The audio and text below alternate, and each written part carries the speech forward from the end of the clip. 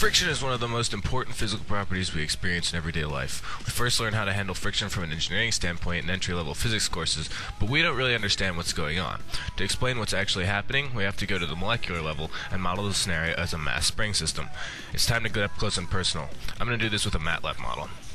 This is a model of a molecule being dragged over a surface. In theory, the molecule would be part of an object, but I left out the rest of the object to make things simpler. Upon collision with the surface, the molecule undergoes a spring force from molecular deformation, and our molecule attempts to regain its original shape. The molecule is forced along the surface horizontally by the intermolecular bonds that make up the object. Along with the weight of the molecule and the rest of the objects on top of it, we get this force diagram. We can see that the resulting force vector includes a vertical and horizontal force component. Fy is what keeps the object from falling through the floor, but Fx is, friction. Notice that, as a result of the spring force from the collision, the molecule actually vibrates vertically along its horizontal path. This high energy response is why friction releases heat.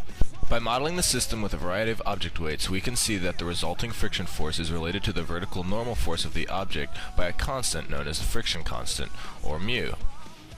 But wait, wasn't a friction coefficient a material property? Let's see what happens if I change the object material to something more textured. Notice how much more work it takes this new object to slide over the surface. This helps explain the high dependency friction has on material properties. Sure enough, the friction coefficient changes as well. Well, that was a quick and oversimplified explanation of friction, but creating this model has definitely helped me gain further understanding of the concept of friction, and I hope it's helped you too.